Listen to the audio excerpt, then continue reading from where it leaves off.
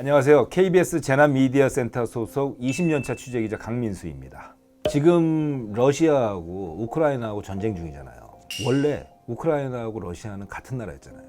소련이 해체되면서 우크라이나가 분리 독립을 한 거고, 그 소비에트 유니온의 우크라이나도 하나의 구성이었는데 1986년, 그러니까 구소련 체제가 완전히 무너지는 게 91년이니까 5년 전에 우크라이나에서 있었던 핵발전소 체르노빌에서 전대미분의 원자로가 폭발하는 사고가 있었죠. 체르노빌 사건이 여전히 사상 최악의 원전 사고라고 말하는 것은 원자로를 감싸고 있는 압력용기, 경납용기, 외부 콘크리트 이렇게 있다고 봤을 때 이 안에 원자로가 멜트다운이 돼가지고 녹아내려서 마그마 형태로 경납용기를 뚫고 이제 흘러내렸는데 경납용기 외벽까지 뚫어버린 거예요. 그 당시 다큐멘터리나 생존자들 증언을 들어보면 그 체르노빌 원전 위로 밤하늘에 푸른 빛으로 그 우주까지 이렇게 빛이 쫙 올라갔다는 거예요. 그래서 사람들은 구경하러 나왔다는 거예요. 빛이 예쁘다고. 그러니까 이걸 일단 막아야 되겠다. 그래서 바이오 로봇이라고 들어봤어요. 바이오 로봇. 아니요.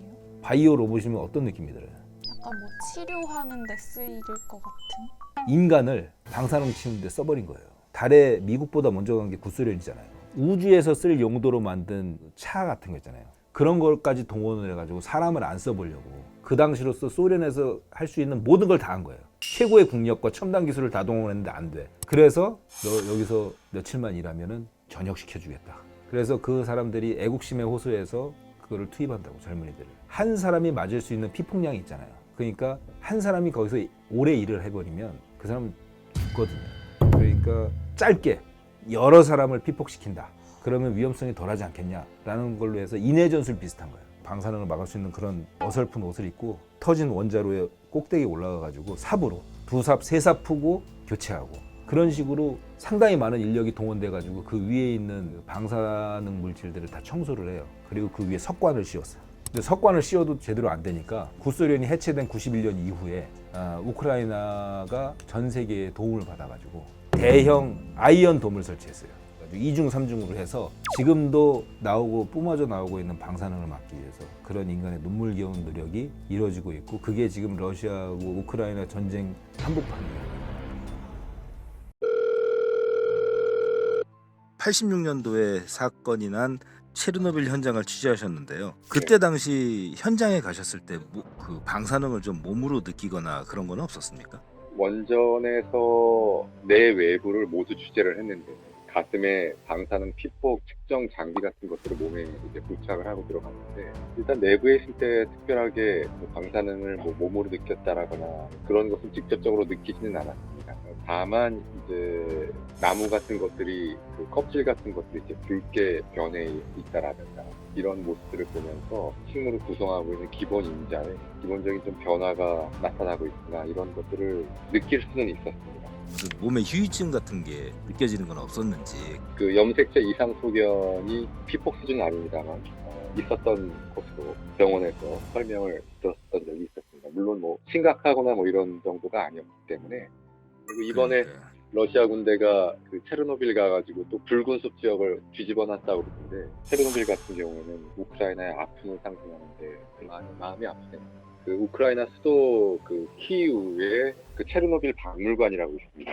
여기 이제 박물관을 이제 들어가게 되면 입구에서부터 체르노빌 그 원전 사고 났을 때 투입됐던 소방관, 군인들, 노동자들 그 사진들이 걸려 있는데, 그 사진들의 주인공들은 이미 돌아가신 분들입니다. 4천여 장의 사진들이 붙어 있었던 것 같은데, 기상 작업자들은 거의 예외 없이 초기 투입된 분들은 군인, 소방관, 노동자 상관없이 모두 돌아가신 걸로 파악이 됐었고요.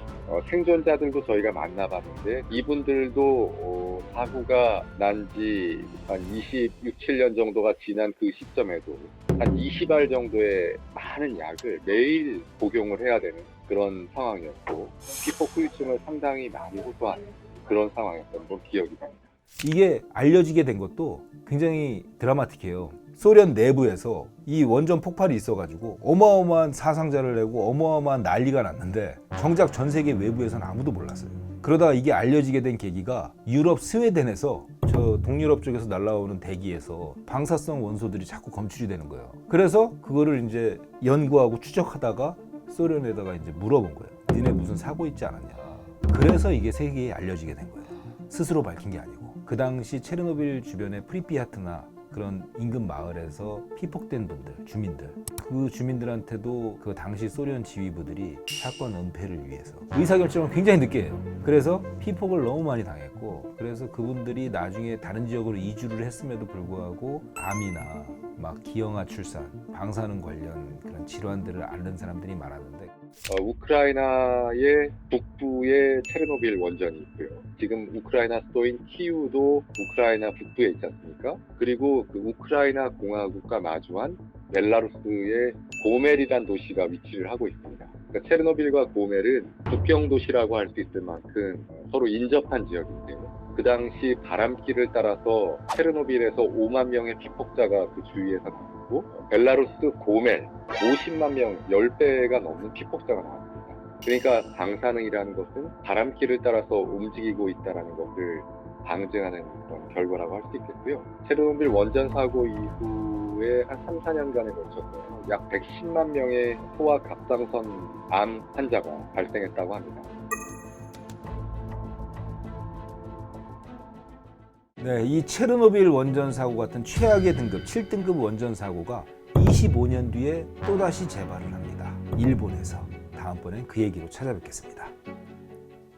방사능 누출 사고 이렇게 대처하세요.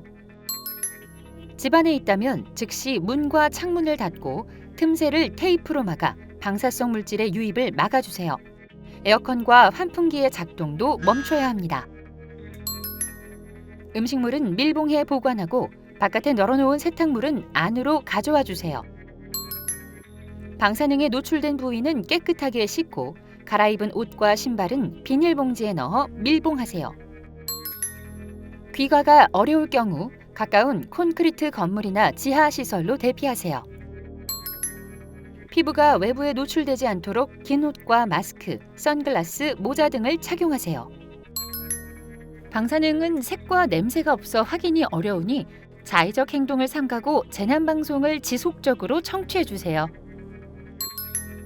올바른 방법으로 방사능 누출에 안전하게 대처하세요.